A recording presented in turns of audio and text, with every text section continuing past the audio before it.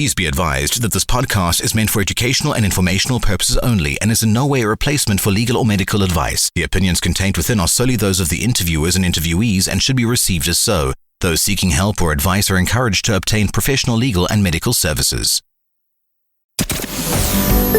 Welcome, everybody, to this week's episode. We really appreciate you joining us. This podcast really shows us how we can all learn, live, and thrive off of each other. By sharing our knowledge through our conversations, we will impart some knowledge whilst learning ourselves how to progress even further. Here is your host.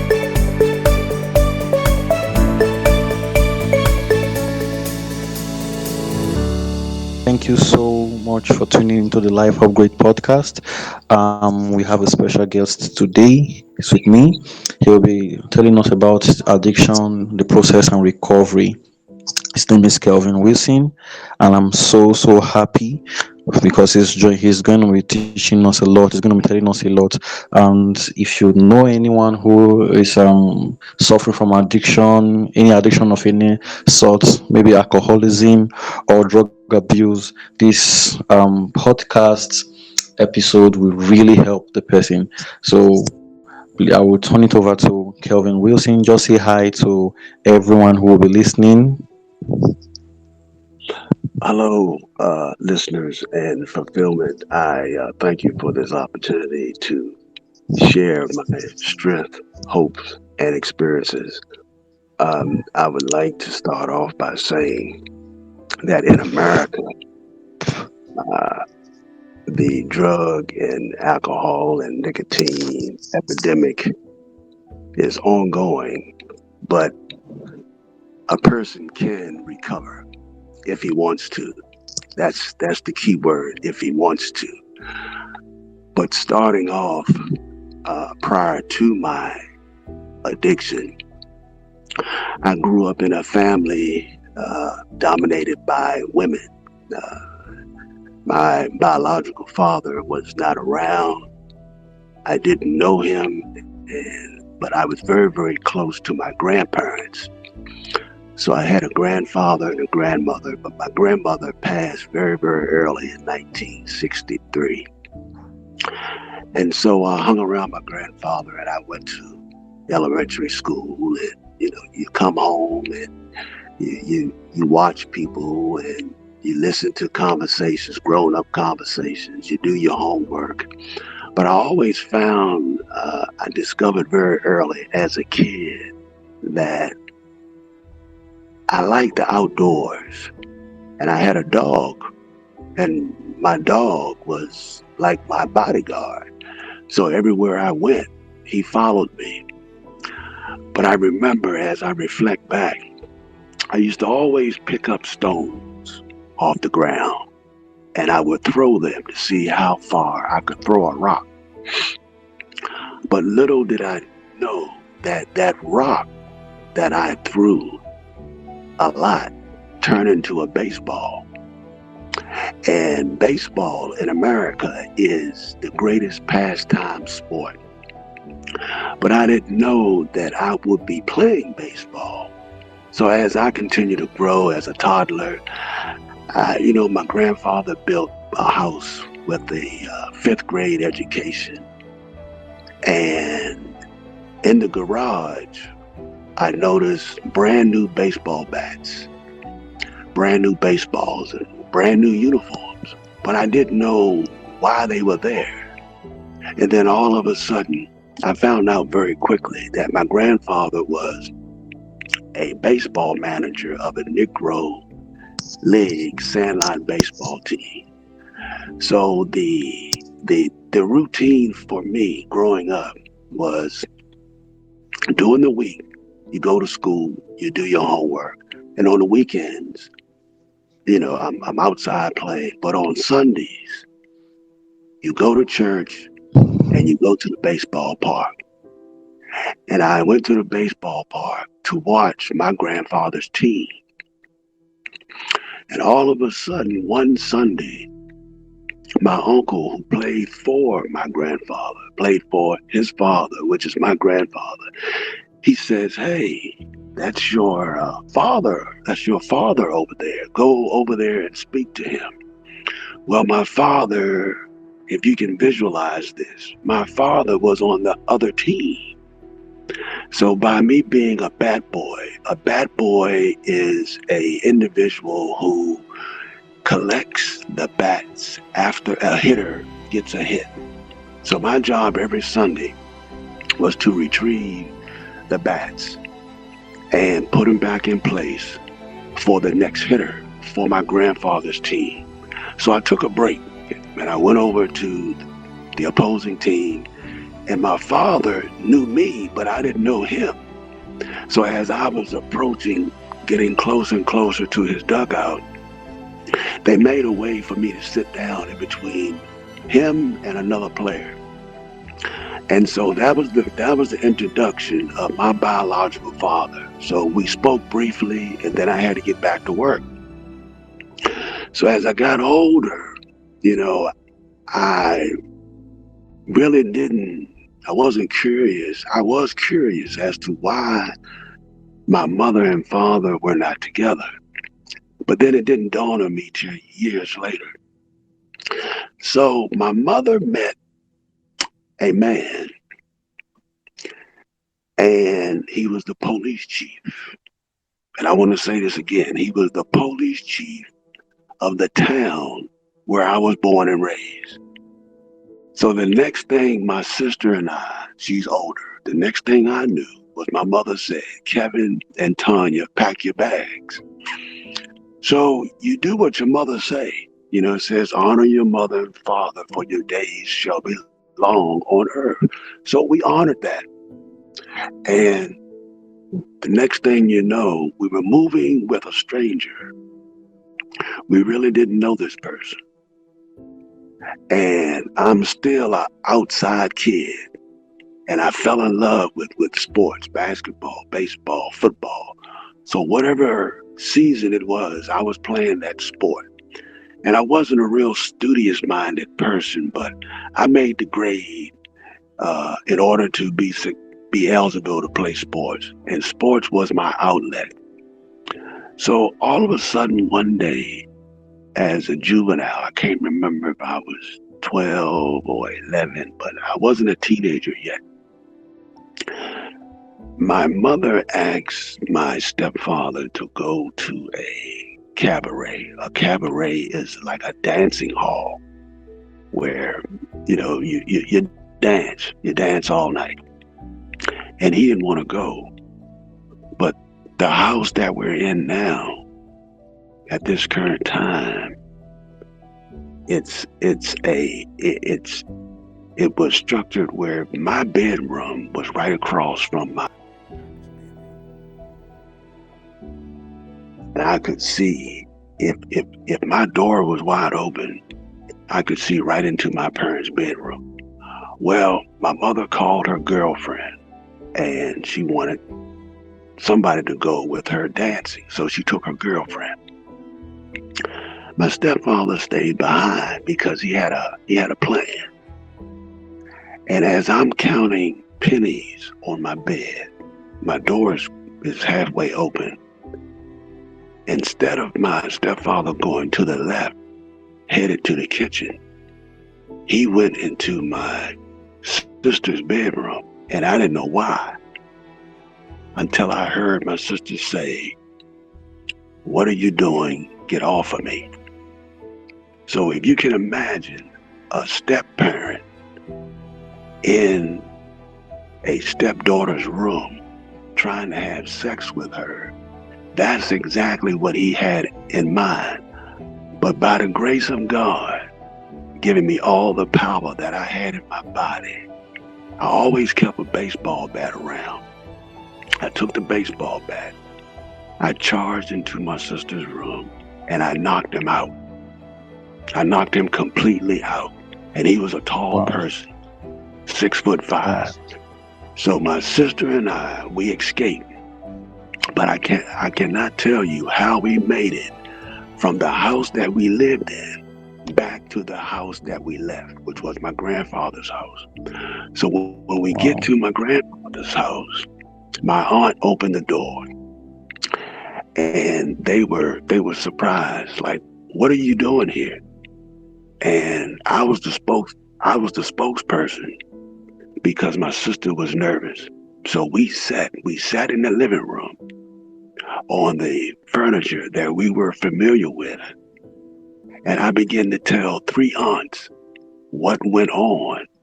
And before I could conclude my story, my grandfather was walking down the hall of his house that he built, wanting to know who is in the living room.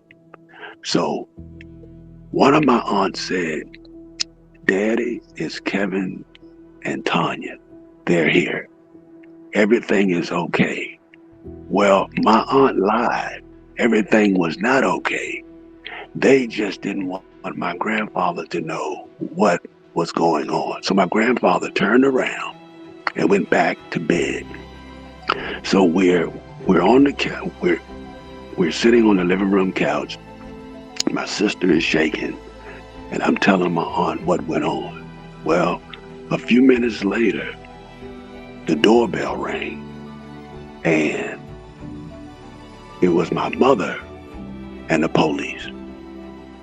So they entered the house, and my aunt was telling the police, everything is okay. We won't do a report at this time. We will take care of it. Well, she told another lie. Everything was not okay. And believe it or not, nothing was done about it. So just picture a young boy and a young girl. They have to return home with their mother, who married a child molester. So now when we get back to the house, our mother never interrogated us. She never asked us no questions. But when we got back there, the stepfather was not there. He had left for the weekend. And I can see why, because he probably didn't know what my family was going to do or what they should have done. But anyway, when he returns from South Carolina, I heard my mother question him by saying, did you do it?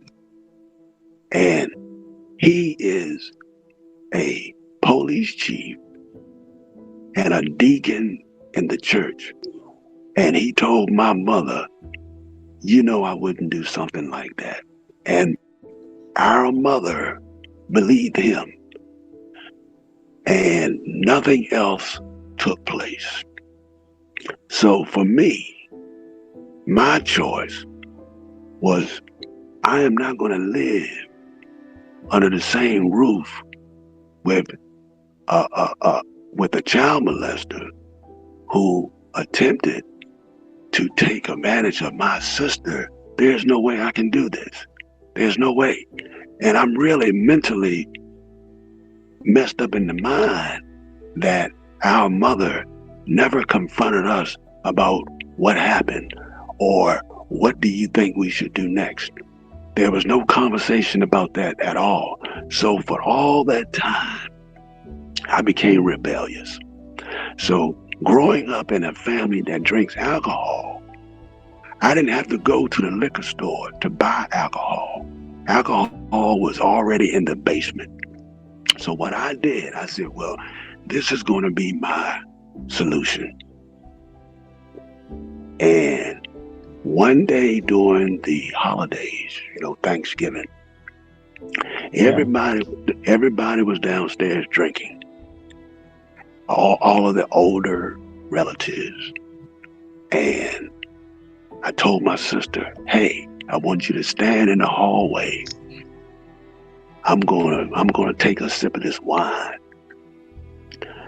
and let me know as soon as somebody come up the steps, because I didn't want to get caught drinking, alcohol wine at the age of, I might have been 10 or 11.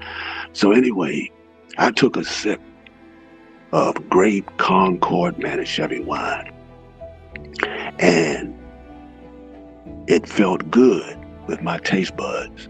I think I took 2 sips. But I said, this is the answer. But I continued to be a student athlete, and I was pretty good. And God blessed me with a natural athletic ability. And now I was highly recruited by one of the most popular basketball programs in the Washington, D.C. area, the Mather High School, for basketball. But my passion was baseball. And I'm in the 8th grade, and so I graduate and go into the 9th grade. Well, I didn't go to the school that highly recruited me, and that's one of my regrets. So I entered public school, and so the public school was right across the street in the same neighborhood where this incident took place. So I quickly became attached with the wrong crowd. And when I say the wrong crowd, I hung around, instead of being a leader, because I was a leader from the 5th grade to the 8th grade. Everybody wanted to be on my team. But when I got to the 9th grade, I became a follower. And so I wanted to fit in socially. Okay, so whatever these guys were doing, I did it. No one stuck a gun to my head. I chose to do that. But I thought that was the way that I could get rid of what's going on at home. And so I became a drinker. I started smoking marijuana, but I never considered myself an addict or alcoholic because I kept going. Okay, so I went to three different high schools. They even sent me away in my 10th grade year down to North Carolina, but I came back and I went to another public school in the 11th grade year. And I really can't tell you, Fulfillment, how I made it from the 11th grade to the 12th grade. I can't tell you. But when I transferred, because I was faced with 15 years of prison at the age of 16, and a friend of mine told me, you need to get out of this school and let's go to a school in Washington, D.C., because my father is the athletic director and you would look good in a green and gold uniform. He was referring to a baseball uniform. So while I'm facing 15 years of prison, I'm drinking, I'm drugging, trying to escape the reality at home. I transferred, used my biological father's address in D.C. and transferred to a Washington, D.C. high school my senior year, which is my 12th grade year.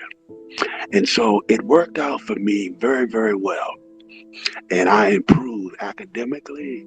I improved athletically. We were runner-up champs in baseball. I was the leading leadoff hitter. I pitched with both hands.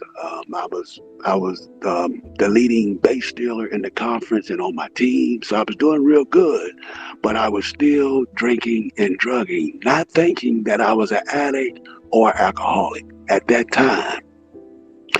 And so time went on and I got a college scholarship for baseball out in California, but I didn't have the room and board expenses. They were going to pay for the books and the scholarship, but I had to find room and board, but I didn't know anybody in California. So I went to school in North Carolina. Now, I'm in North Carolina. I'm still drinking and drugging. And when I come home for Christmas, I don't see no family members but one time, because now my disease of addiction has increased. It went from wine, beer, marijuana to speed. It was a little tablet. It's called a Preluded. It's a speed tablet for women to lose weight. Well, you can also get high off of it. It keeps you talking a lot. It keeps you up. Well, I fell in love with that. Wow. And so now my addiction was increasing. But at this time, I still don't consider myself an addict or alcoholic. Okay, I don't. I'm just a person that used drugs. Okay, I graduated. I did well in my last year in high school. Now I'm in college, and Yeah. I'm doing pretty good. But I found out in college that I could never become eligible to play sports because of grades. And for some reason, I ended up going to summer school time and time again. But fulfillment, I refused to give up. And then all of a sudden, when I went Nice. out for the team in my sophomore year, after we were junior college champions in Florida, we played against all Christian junior colleges, and we won the 9th annual Christian junior college title.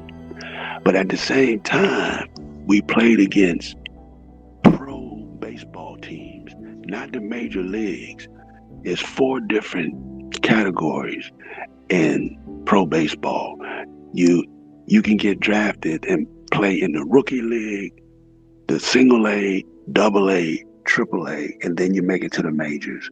Well, we played against the rookie A guys, and the New York Yankees, the Cincinnati Reds, and the Montreal Expos, and we did pretty good. But when we get back to the campus after winning the championship, our coach called me, the first baseman, and the outfielder to his office. And he says, I want to let you guys know that there are pro teams that are interested in you guys. So keep up the good work. And so you never know who's watching you.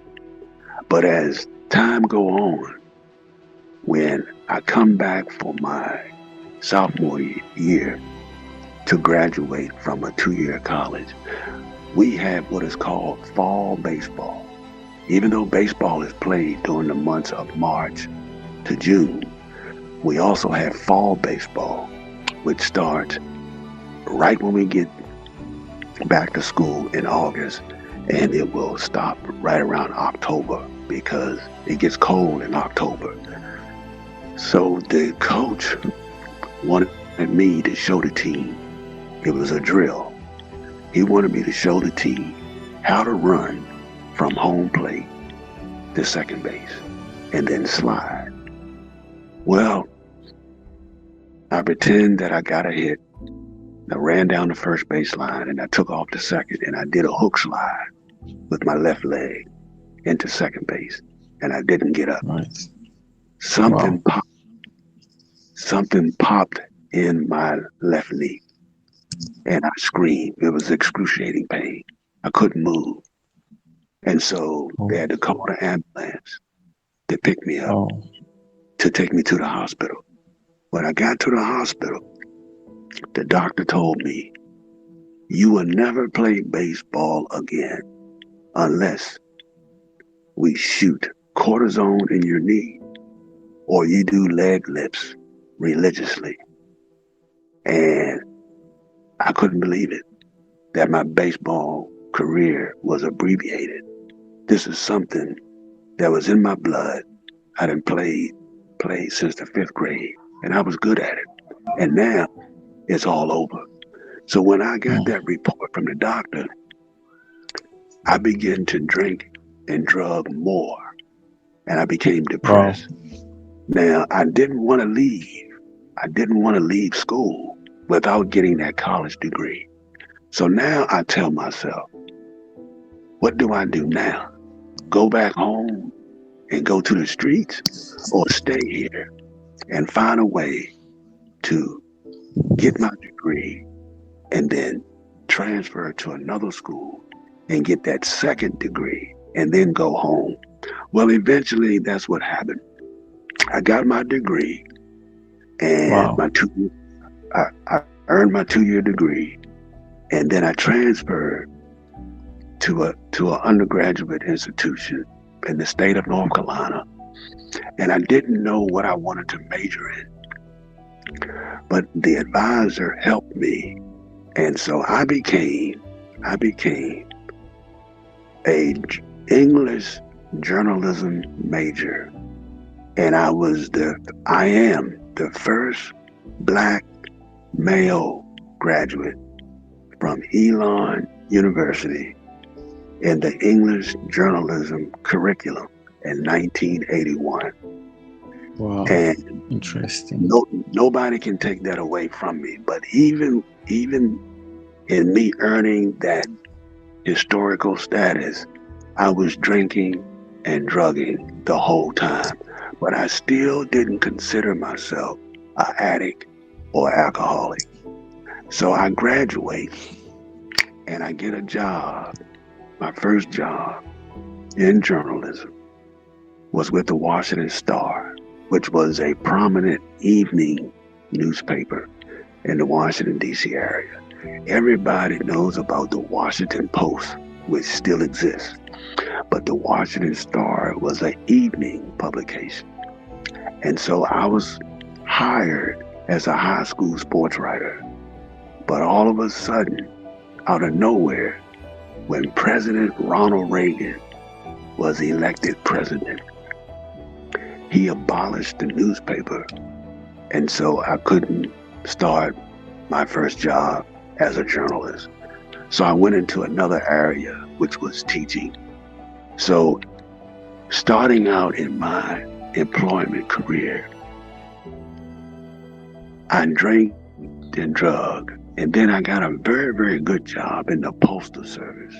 You know, the Postal Service is a company that delivers a piece of mail to every house, every apartment in the United States of America. And that's where I got the job. And all of a sudden, fulfillment, all of a sudden, I was introduced to cocaine. So as you see, I am progressing as a drug user. So now, instead of using the speed, I'm using cocaine. And then I was introduced to heroin. So now my main focus is on nothing but heroin and cocaine. I have left marijuana alone. I have left beer alone. I've left the wine behind. My total focus was on cocaine and heroin. That's it. And so as time went on, I graduated from college. I got 2 degrees. I'm working legally, but I'm still using, but I still don't consider myself an addict or alcoholic until one day my supervisor said, Kevin, you're setting a pattern here. You're not showing up for work on Friday, Saturday, and Sunday, and you're off Monday and Tuesday. Well, I looked him in the eye and said, I don't have a problem. But yet, that was the pattern that I was setting for myself. And I was in denial. And then all of a sudden, I decided to get some help. But I really didn't want the help.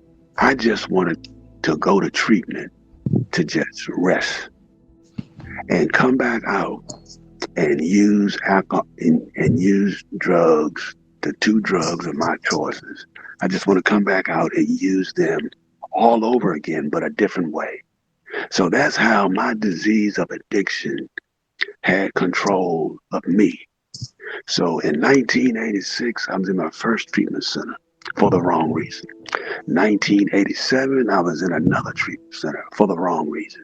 1988, I was in another treatment center for the wrong reason. 1989 was when I surrendered to God, when a police disrupted our party in the woods. I'll say it again. A police that stood 6'8". That's how tall he was. He was 6'8", We were in the woods, like a wooded area, getting high. And I had just got finished getting high. And the police interrupted our party, and he shot 2 bullets in the air. And he says, he says, halt, don't nobody move. Well, when he said that, my mind said, go. And I started running. Now, only by the grace of God, I didn't get shot in the back. So as I'm running to save myself from not going to jail that day, I'm running for my life. But I also know I just got finished using cocaine and heroin, and that's not good. So as I'm running for my life, not to get caught, I don't know where I'm going. I'm just running. I'm just running, man. I'm just running. And as I'm running, I crossed this street and I fell. I fell right in front of 2 very, very attractive women that were wiping off a car. And when I fell in front of them, one of them told me, "Get up, honey. Here they come." What they were referring to, that I fell on a one-way street, and the police car was coming up the one-way street. And I looked at both of them. I got up, and I was tired, but I refused to go to jail. And so what I did very quickly, the cop car was even with me. Just picture me running on the sidewalk in a neighborhood, and a cop car is driving on that street right beside me. And it was a woman, and she says, "Are you tired of running?" And I looked at her. I said, "No, I'm not tired of running. I'm never gonna stop." And right after I said that, I made a quick right turn and hopped a fence into somebody's front yard. Now I'm 32 years old. So I hopped the person's backyard. And the next thing I see is 3 gigantic holes. And I think these holes were the foundations of brand new homes. So like a guy does in the army, he gets in the hole and he's prepared to fire. Well, I got in the hole fulfillment. I got in the hole, laid down on my back, and all I could say was, "God, if you get me out of this, I won't look back." I kept saying it. But what God wanted me to hear was the conversation between the woman that owned the house, the yard that I ran through, and the cop, because the cop knocked on her door. It was a woman that owned the house that I ran through her yard. And the cop asked the owner, "Hello, miss, I'm Officer so-and-so. We don't know if the person we're trying to apprehend has a gun or not," talking about me. "But would you please go in your backyard to see if you see him?" And the woman told the cop, "Okay, miss, I'll be right back." This woman, who I have never seen, and she has never seen me, and she's looking downward, because I'm in a hole. She's looking downward. I'm looking upward at her, and she's looking downward at me. Whatever God put on her mind to say, I heard it very, very clear, and I was several yards away. That woman probably said to herself, "This could be my son, this could be my husband, this could be my nephew, this could be my brother." When she returned to the front of her house and told the police something that wasn't true, all I can say that God showed mercy on me. She told the police officer, there is nobody back there. I think he kept on running. And so that night, I had to wait until it got dark in order to come out the hole because I didn't want to get caught. So the police got in her car and she vanished. And when it came nighttime, I walked back through that same environment where the police came earlier that day. And somebody remembered me and said, hey man, weren't you one of the guys that got caught by Bigfoot? That was his nickname. That was the police's nickname because he had big feet, but he was 6'8". And I looked at the brother. I said, brother, I don't know what you're talking about. Have a good day. And I kept on walking. And I went back to my friend's house. I never, ever got down on my knees in front of a man. But when my buddy opened up the door and let me in his basement, I got down on my knees. And he had never seen me do this before. Before I got down on my knees, I told him, I said, man, this is it. I'm done.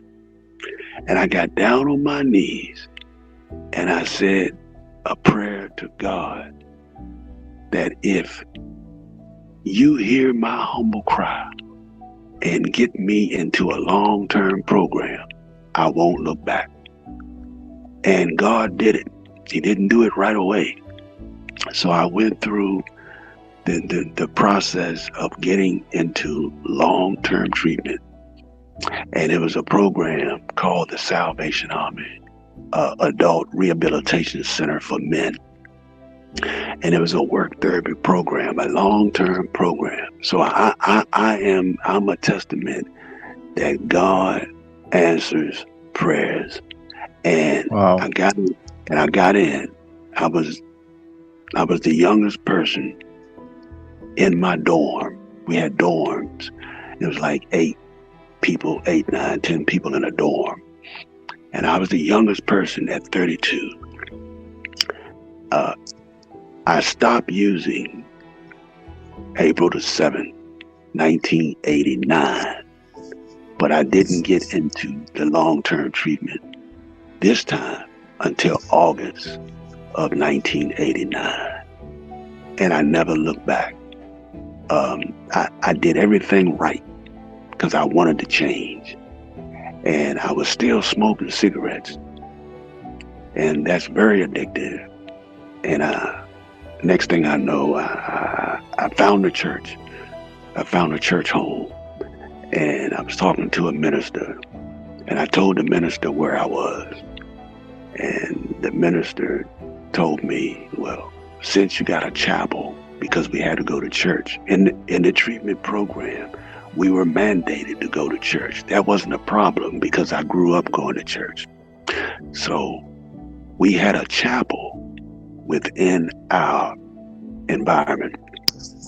So the minister said, every time you have a desire to smoke, go into prayer chapel and pray. He says it won't be long before God deliver you from the urge, compulsion, and obsession to smoke. So I followed the minister, and then a year later, in 1990, the urge, compulsion, and obsession to smoke nicotine was gone. And I just kept working the program. Now, even though I'm in the program, the job that I left, I had permission to go and save my life. But the supervisor that helped me the first time didn't want to help me after the first attempt. So they sent me a letter to my mother, and she brought it to me. And it says that they didn't know where I was. So I was considered AWOL, absent without leave. AWOL. He has disappeared. We don't know where he is. But they didn't know that I went to the head person that ran the entire post office in our area. And I had a written document telling me that I could take as much time as I want to go and save my life.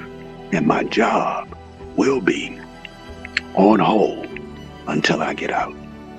So I go through the treatment process. I got promotions within the treatment process. And then I meet a writer, a professional writer for the Washington Post that was just like me. And I met him at an AA meeting, that's Alcoholics Anonymous. And my counselor knew that I liked to write. So he coordinated this meeting for me to meet this professional journalist.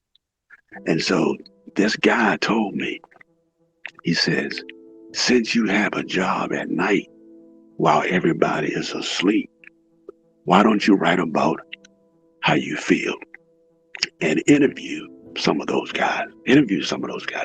Those guys are intelligent, and they are. You know, when we stop using chemicals, destroying our inner selves, we are intelligent people.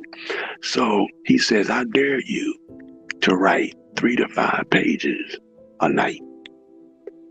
And he says, if you stay there for 1 year, just multiply 365 days times 3 or times 5 pages. You got a book. So I took his advice, and that's what I did while I was in treatment. So when I left treatment, I had 3 chapters because we moved to 3 different places. And I left, and then I went to take care of my grandfather. I took care of him until he passed, which was June 20th, 1994. But I had fulfillment. I had a 17-year addiction. Now, I admitted to myself that I was an addict in 1989. And that's when the police interrupted our party in the woods. Until that time, I really didn't consider myself an addict or alcoholic, but I was in denial. And so when I came out of that denial, being realistic with myself, because you got to be true to yourself, I wanted to change, because there's nothing like your physical freedom. There's nothing like it, man. There's nothing like your physical freedom. Okay. And so God saw fit to not allow me to experience incarceration. He took me to the treatment route, and I stayed there for 21 months. And I left successfully, took care of my grandfather, and that was it. That was the last treatment center. That was the 5th attempt. But that 5th attempt, I wanted to change. Prior to that, I really didn't want to stop, because I loved the way drugs made me feel. It may sound insane to somebody that's never used drugs, but the feeling is indescribable. But what I don't like about it is how it makes you sick, and how it makes you do things that you normally wouldn't do if you were in the right frame of mind. So I'm so thankful today that I got a divorce from alcohol, drugs, and nicotine. I'm so thankful, man. So, you ask me, who do I help? Well, I've had a lot of platonic children in my life. I'm on disability right now. I'm 64 years old, but I'm kind of proud of my past employment history. I've been a youth consultant. I've been a juvenile counselor. I've been a charge of quarters in a halfway house with women that have done prison time, and now they're getting ready to go home. And my job was to provide them with the resources to help them to stay clean, to help them to stay out of prison, and to provide employment opportunities. Well, one story sticks out the most, that I felt that it was a assignment from God given to me. The young lady was facing 60 years because they found drugs in her apartment that belonged to her boyfriend. So she came to me one night and said, "Mr. Wilson, I'm getting ready. I'm facing 60 years and I'm getting ready to go to court. Can you write me a letter?" I said, "I'm not your case manager. I'm the charge of quarters." I said, "I can't step out of bounds and do that. You need to find your case manager." Well, she could never find him because the case manager never came to work. So I said, "I tell you what, I'll write what you have done or what you do on my shift. How's that?" She said, "Okay." So I just wrote what she did on my shift. She went to bed on time. She didn't cause no problems. She did her chores. She followed instructions. She came in on time, and that's what I wrote. Well, she invited me to her court hearing. So I go, and I find myself in the courtroom by myself. And I'm saying, to myself, where are the people? Well, the judge entered the courtroom. The courtroom reporter entered the courtroom. Now here comes my client, and my client's lawyer entered the courtroom, but I don't see her. So now about 5 minutes go by. Now she comes in the courtroom and she sees me and she smiles. But I notice I'm the only one in the courtroom. So the judge called the prosecutor and her lawyer to approach his desk. And what happened was the judge wanted to know, who is that man back there, sitting back there? What is he doing here? And it was me.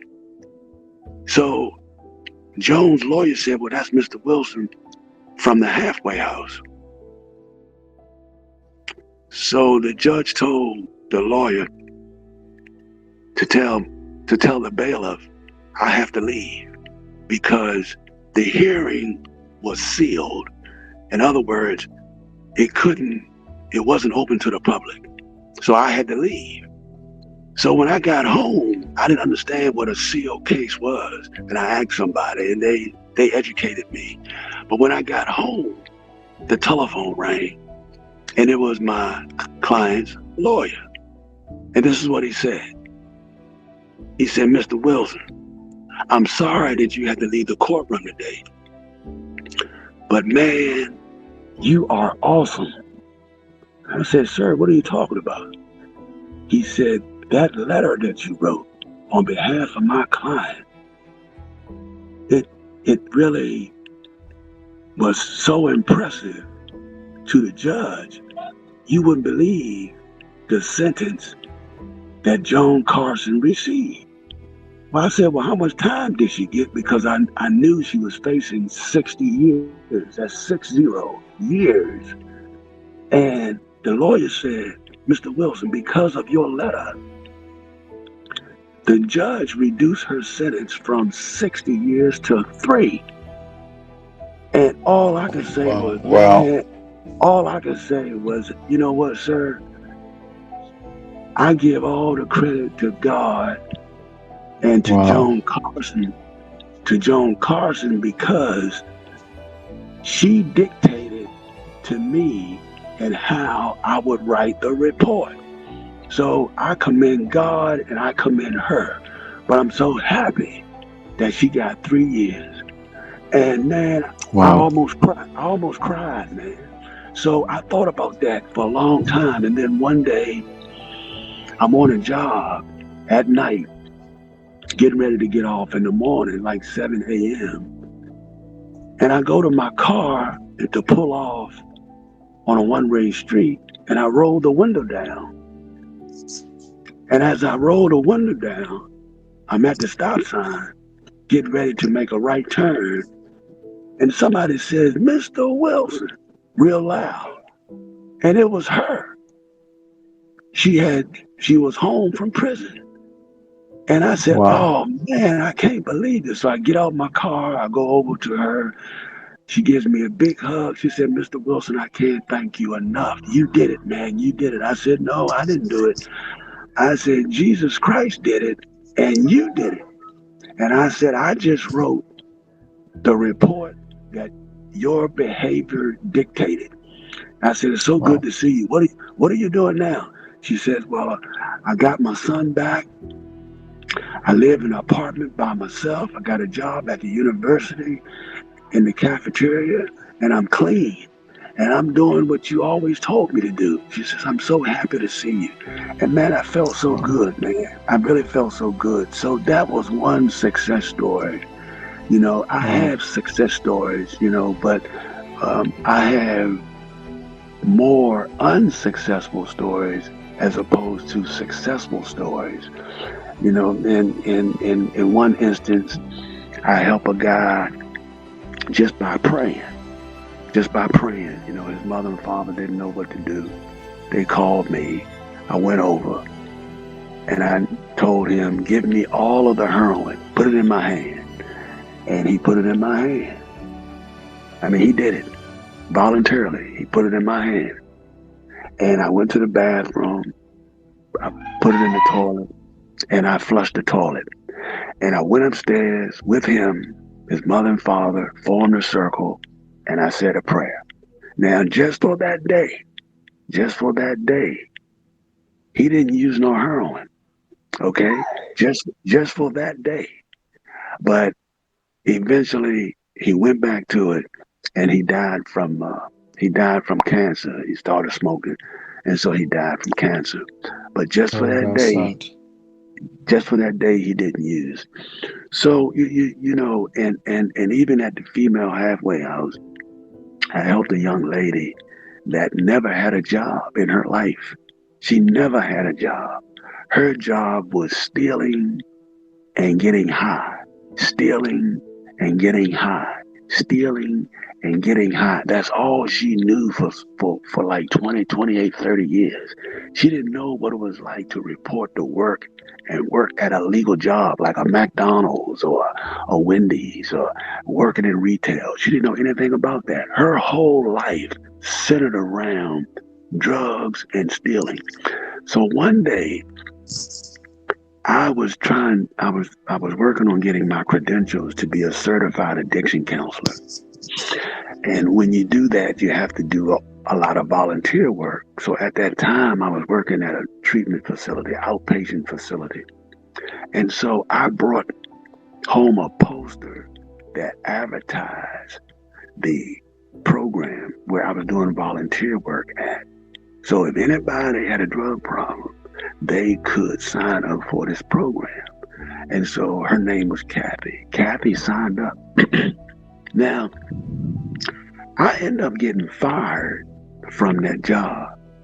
And the reason why I got fired was because my boss was a lesbian. And Wow. she was jealous. She was envious of me because I was really there to help those ladies to move forward. And one day when I wasn't there, she called 45 women one by one and asked them the same question. "Has Mr. Wilson ever touched you?" They all said no. "Has Mr. Wilson ever asked you for your phone number?" They all said no. "Has Mr. Wilson ever said anything sexually towards you?" They all said no. Thank God they all said no. And so that bothered her. Okay. And then one day she made up a lie and we unfolded the truth to knock out the lie. But by me being on probation for 6 months, I was terminated the next to the last day that I would have made probation. But in doing all that, I reflect back and say, God sent me there for two reasons. And the two reasons were to help Joan Carson and to help Kathy. And I got two letters. Maybe one day I'll meet you, because if by God's permission, I do want to explore Nigeria. I got two letters. One was from Joan and one was from Kathy. And Kathy wrote a 3-page letter about there was nobody on staff but Mr. Wilson who truly cared about my addiction, and he gave me help. And so I looked at it, a couple months ago. And so I just thank God for the journey. But I've helped people, and I'm a part of, fellowships. I have testified in church, and it's unfortunate that I have not had the opportunity to help someone in my biological family. And I've had 5 male cousins to die from a direct result of alcohol, drugs, and nicotine. And I refuse to die that way. And when I looked at my uncle who died from alcohol and cigarettes at the age of 46, I was determined not to die that way. So I had to separate. Sometimes when God say, come out from among them and be ye separated, sometimes you have to do that in order for you to reach your personal and professional goals, to have peace in your life, and to be of sound mind. So you gotta love the ones that are dear to you. Sometimes you gotta love them from a distance, and that's what I do. So my biological father passed in 2017, and my mother's still living, but she drinks. So I pray for her that if it's in God's will to deliver her from alcoholism, then it'll be His will. If not, I still love her. And I forgave her. I forgave my aunts when they should have taken care of a problem and they didn't. So I have learned how to forgive, because God forgives me over and over. And so, but I will sum it up by saying this, Fulfillment, that I even came to the point that I forgave my stepfather. And when I was taking care of my grandfather, my stepfather would bring him breakfast. And that day that he brought him breakfast, he wanted to talk to me outside in his truck. And I didn't know why. But now I'm several years sober. I'm getting closer and closer to God, and living right, and helping myself, helping my grandfather, doing my earthly duty for him, because he took care of me in the beginning. And he introduced me, my grandparents introduced me to prayer. So I get in the truck, I get on the passenger side, and my stepfather says, Kevin, I commend you on what you're doing for your grandfather. And I looked at him, I said, thank you. He says, I want to tell you something. I haven't always been a good person. And when he said that, I knew what he was talking about.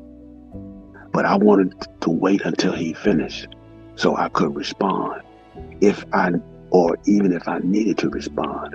So he says, at this point in time, I want you to forgive me. So I've been taught, God forgives. You have to forgive. If you're trying to get into the kingdom, you got to forgive, because God forgives. So I was taught that. So at that particular time, Fulfillment, at that time, I looked him in the eye, young man to older man, and I said, I forgive you. And I could see the tears coming down his eyes because he took off his glasses and got out his handkerchief and wiped his face. And I said, "Is this the end of the conversation?"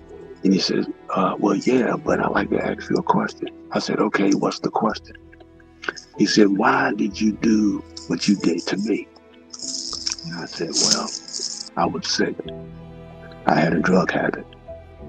So when you're sick and you got a drug habit, you don't care who you take from. So I would like for you to forgive me." And he did. Now, nobody knew that. Nobody knew that. In my entire family, nobody knew about that encounter but him, myself, and God. And so I said, "Well, I got to get back inside to take care of my grandfather." So he says, "Okay." And I went back inside, fulfillment, and I continued on with my duties of taking care of my grandfather. Now, I did tell my sister. I wrote a letter to my sister and told her what happened. And that was it. So I can say that God is still working on me. I'm making spiritual progress. And I can say to anybody that I forgave a child molester. I forgave him. And I really did. I honestly did. And so he, he eventually passed. And that's it, man. So that's what happened. I was started out as a student athlete with endless potential that God gave me, Yeah. and all of a sudden, when that domestic situation took place, I didn't know how Yeah. to handle it. I didn't know how to handle it, man. So I just said, okay, it's enough. It's enough alcohol down here for me to not think about it. But after all of that, Wow. all that I went through, I would tell anybody that drugs and alcohol and nicotine is not the solution. It's not the solution. You know, Yeah. and I didn't have nobody. See, I didn't have nobody in my family to say, "What are you doing? No, this is not the way," because most of my family members were either into alcohol and drugs and cigarettes or just alcohol. So you can't go to somebody in the family if you're trying to get off of it. But you never know what's going to happen down the road that's going to allow you to experience a rude awakening or a spiritual awakening. And that cop fulfillment, and not wanting to go to jail, not wanting to get shot, that was the turning point. And that's the title. That's the title of my book. Wow. All right, sir. You've been really, really inspiring. I really learned a lot from your story, starting from your early childhood and how it was difficult for you to cope with your stepfather who was a child molester. One thing that really touched me in your story is when you talked about God and how God really showed up. We have a lot of people who are trying to deal with the addiction, drug use, and alcoholism, but it's difficult for them to do that because they are trying to do it outside of God. They believe that they can get treatment and they don't need God to be involved. And your treatment center, you said it was mandatory for them, for everyone to go to church. And I really love the role that God played in bringing you back to the light and helping you to cure your addiction. Okay, the last question I have is just give a practical step for anyone who will be listening to this audio. How, as if they're at any point in their addiction process, or depending on how many years I've spent, practical step they should take if they have access to treatment or not, what you should think they should do. Well, you know, God works in mysterious ways. And I can say this, if a person really and genuinely wants to stop using drugs, alcohol, and nicotine, God is the source, but God has placed plenty avenues on earth for a person to explore. Number one is the church. Number two is treatment. And when you go through both, when you go through the treatment process and you're connected to the right church, you can't fail. You cannot fail. There's no way you can fail. But in order to even take a step forward, you got to look at yourself in the mirror and say, I want to change. You don't need to change. You have to want to change. And once you insert that want and you take that step forward, God will step in and direct your path because he did it for me. He did it for me. And right now, I know so many people that are not using. I mean, it's incredible. I have a church home. I have a recovery home. It's a beautiful thing to go to a recovery convention where you see 100,000 ex-users in one convention center. It's also beautiful to testify in church of what God has done for you and follow his laws. It's important because he is the one that's allowing me to live each day, giving me a choice to change. So it starts with the individual. Are you tired yet? Are you tired? Because the treatment route is very, very easy. Detox, treatment, recovery. And on the side of that, you can hang out with the saints and follow that divine order of what is written in that good book, which I call the Holy Scriptures. So if a person wants to really change, they got to surrender from the destructive lifestyle that's not designed by God, that's designed by Satan. That's it. It's real simple. I don't struggle in wanting or thinking about going backwards. There's no struggle for me. When you've had enough, you know that you've had enough. But it's three things that is going to happen that's guaranteed when you stay out there too long. It's guaranteed fulfillment. It's jails, institutions, or death.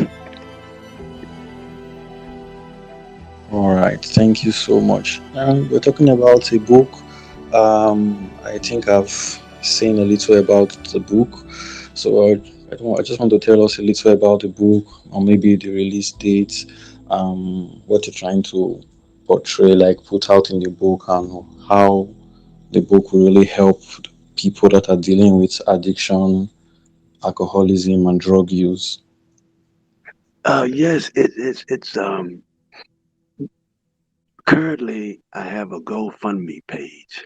It's www.gofundme.com/saving lives through treatment.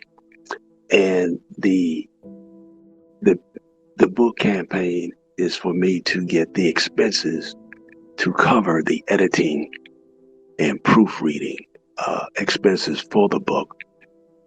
It's a treatment journal of my 21 months in treatment successfully. It's an educational tool. It's a life-saving story that will help anyone. And I intend to penetrate the book throughout the world in treatment centers, hospitals, prisons, colleges, because the epidemic is going nowhere. And treatment is not about prisons. Treatment, we need more treatment centers in America. We need more treatment centers. So I'm an advocate for treatment. You don't send a drug user, to prison. You send a drug user to treatment. And so that's one of the reasons, that's the main reason why I wrote it, to save somebody else's life. And because it saved my life. That's the purpose. All right, thank you so much. Okay, if you're listening to this podcast, please the link of the GoFundMe page to support the work and to get people to be cured from their addiction, or maybe you are even suffering from one, you can click on the link in the description of this podcast to support the work and what God is using our brother Mr. Kelvin to do, so he can impact the life of more people. And if you want the book, you can stay in touch. I'll send an email to me when the book is released. You can get it at any of the platform. All right, Mr. Kelvin, thank you so much for this wonderful session, for sharing your story with us. And I really, I'm really inspired, and I thank God for your journey and for the work He's using you to do in the life of a lot of people. Okay, we'll be ending this podcast session. For other episode, do well to tune in next week. God bless you all for listening. Have a nice day.